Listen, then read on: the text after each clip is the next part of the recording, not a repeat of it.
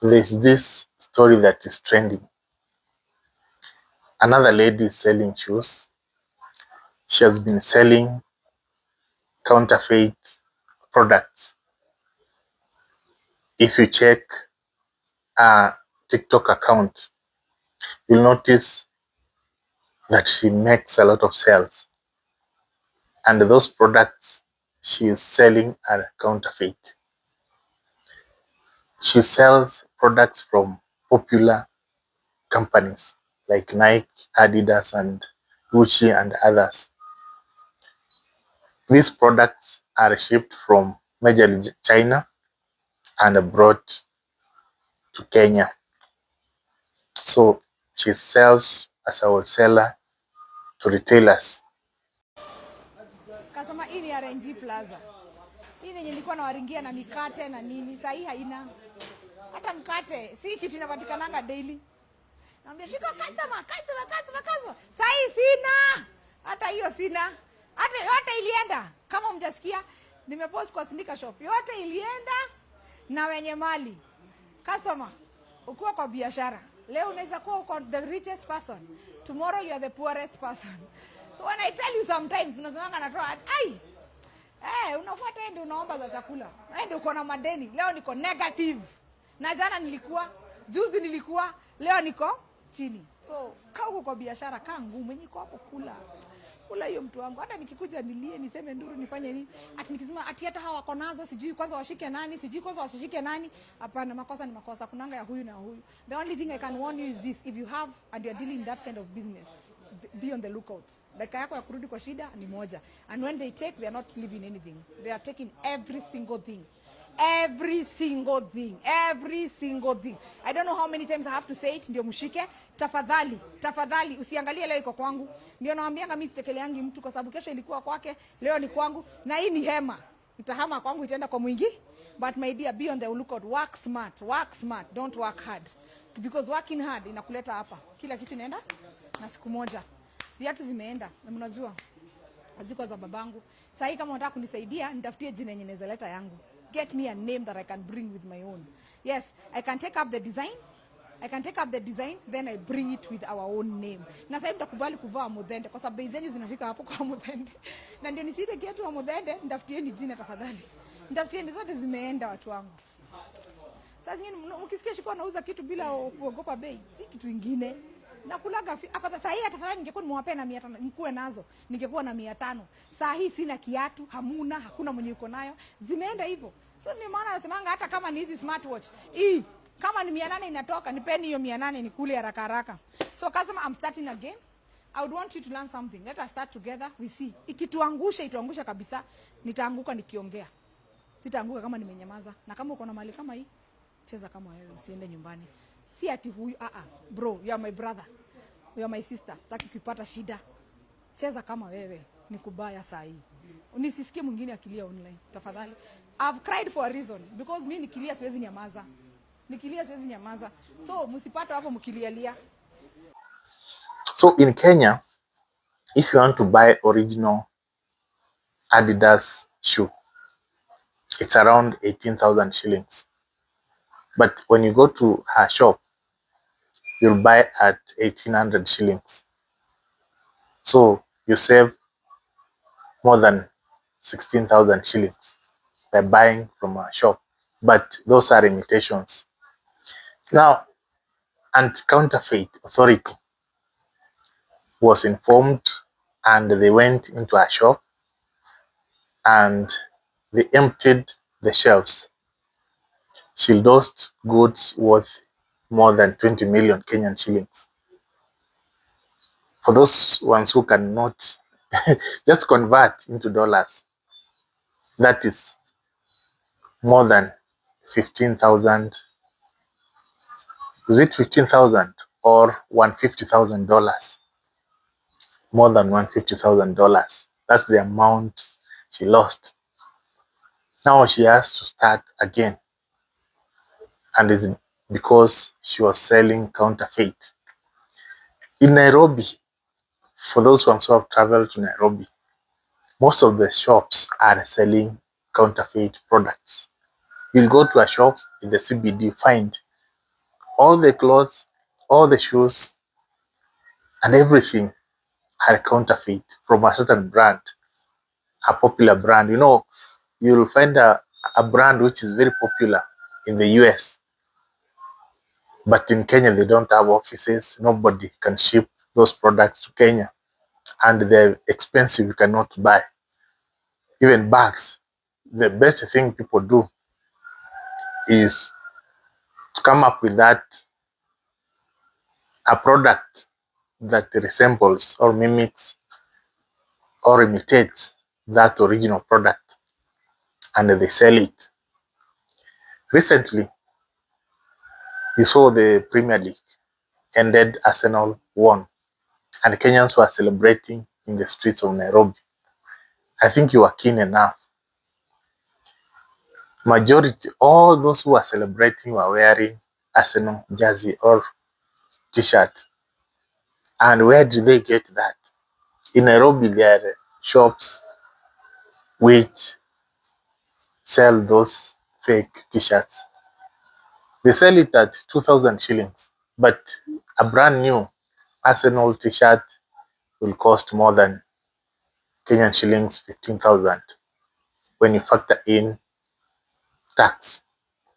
They go for cheap because most of them cannot afford the original one.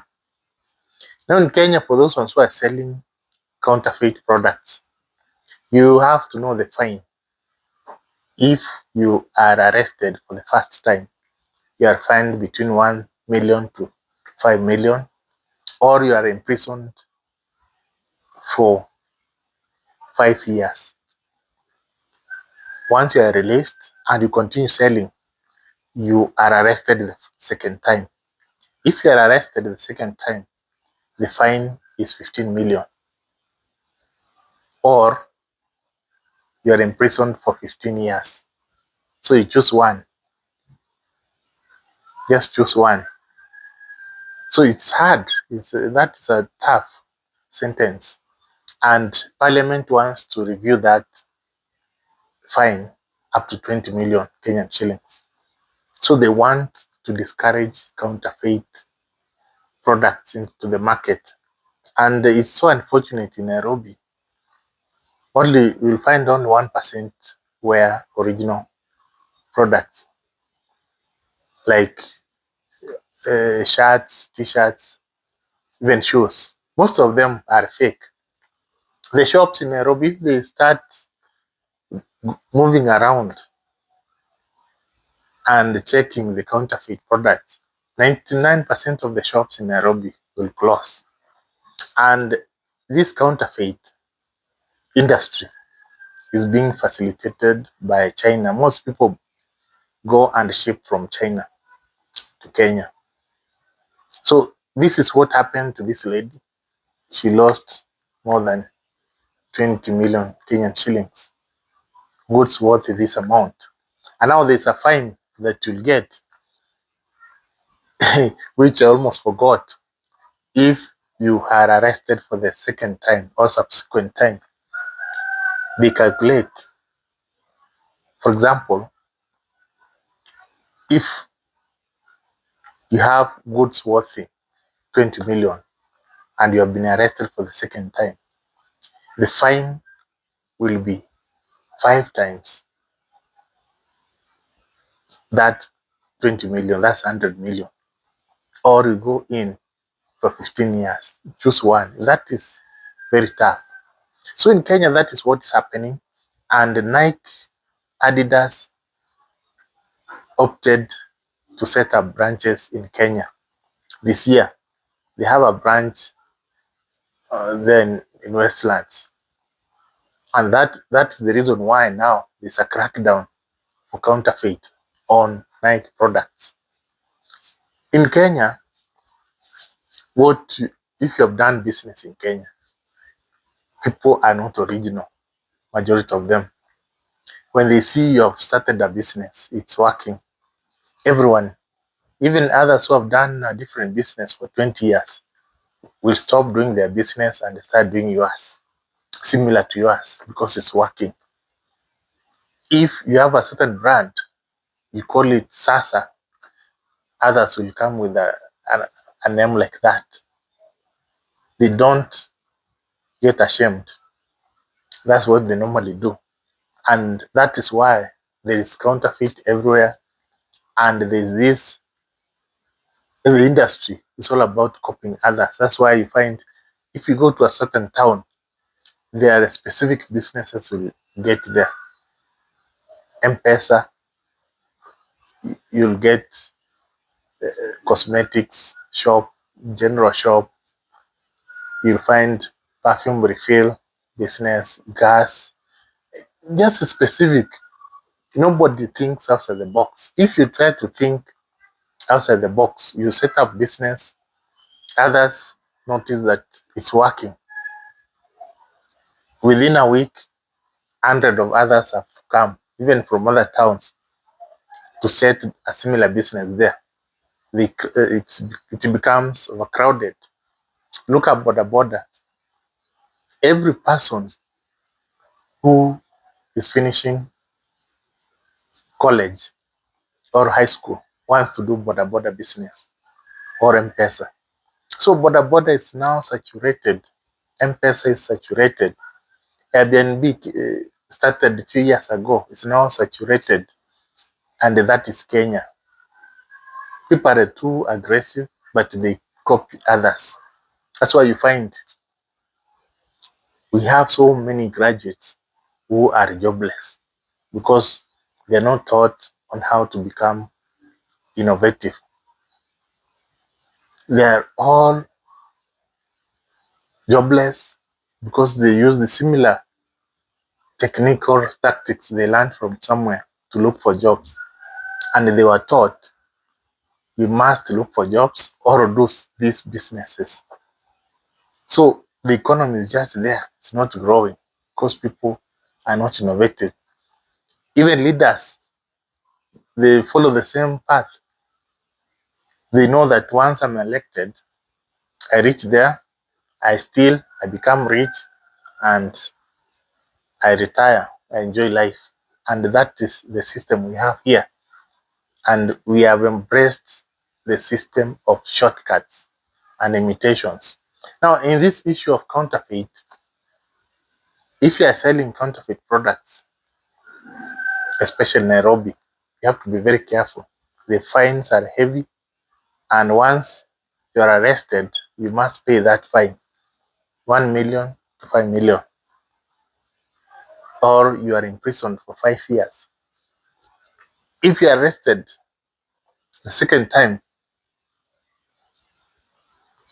5 times the stock you are caught with, or 15 years. You choose one or both. That is the fine. So that's what is happening in Kenya.